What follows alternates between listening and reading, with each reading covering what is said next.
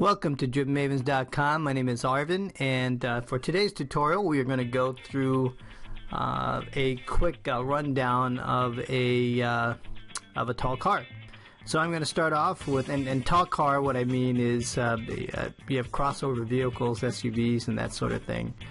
In any case, we're going to start off with drawing a few of the ellipses so that we can dial those things in. I'm still kind of getting used to my tablet PC. I feel for some reason a little bit constrained with the size of my screen, even though the size of the screen is actually pretty decent. It's about 13.3 3 inches, so it's not at all too bad. I usually work with larger sheets of paper, about 11 by 17, to do a sketch. Anyway, none of that stuff matters. So tall cars, typically when you're looking at wheelbases for tall cars, they run around about 3 wheel spacings between the front and the rear tire. So I'm going to put this one back a little bit. The first one that I had was a little bit too close, so I'm just going to dial that, and I need to make that a little bit smaller. Now, tall cars, the belt line and the greenhouse, which is where your windows align, are typically placed a little bit higher. In fact, the whole vehicle and where the occupant sits, they're all a little bit higher than what you would see in a car, naturally, because the uses that you get for a tall car versus a sedan are quite a bit different. You've got mostly all-wheel drive or four-wheel drive cars, and then you've got a lift gate in the back that needs to have enough space to be able to put luggage and fold down the seats and things like that. So all that takes some packaging room and space in order for you to articulate the seats, fold them to complete fold flat. Some crossovers have some more specialty functions to them, which means they may fold flat, they may tumble, they may they may flip up, so there's to get access to that second or third row. Mostly third row vehicles, you're not going to see them on crossovers as much as you see on full SUVs, but it's not unheard of. The Ford Flex, for example, is a 6-seater, and it's still on a car platform, strangely. So that's kind of an example of how they can maximize the amount of space that they have. Very long wheelbase, and they still are able to get about 3 rows for passengers. Okay, so pretty cool stuff.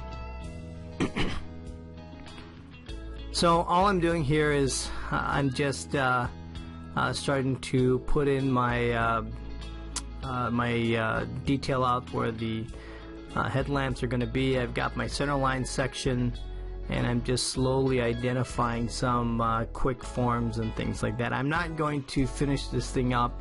All I want to do is just kind of set it up so you kind of understand the process with which I just start to sketch out an idea.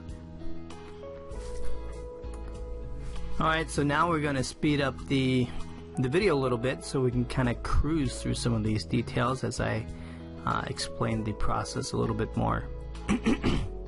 Notice that, you know, what I'm doing, I'm coming back and I'm hitting some of these lines, making them a little darker as I start to define the form a little bit. And hopefully, you know, as I start to do more of these tutorials, you're really understanding that I am working with these sections. I never stop working with the sections, because, you know, no matter how experienced you are, after a while it's just nice, that process, that the drawing of the sections actually aid into the beauty of the entire drawing.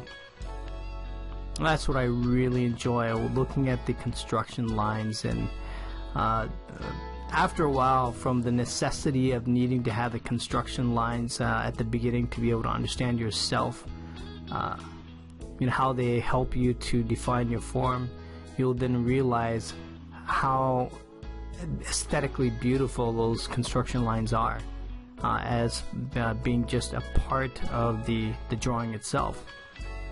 And it takes a while. I think it's kind of frustrating at the beginning for people who are starting off and they're drawing. It gets frustrating to kind of lay in all the sections and things like that, because most of the times you just want to cruise through and not have to worry too much about the details. But what you're going to find out as your experience grows is you're going to appreciate those details quite a bit, and you're going to then value and understand why those details were needed in the first place. So just bear that in mind every time you start to kind of get really bored with doing the same thing over and over again, and you start to lose the original idea behind the whole thing. Always create those sections. They may not look very pretty at the beginning, but don't worry about prettiness. Don't worry about any of that stuff as you start to work on improving your skill as whether it's a designer or an artist or whatever it is.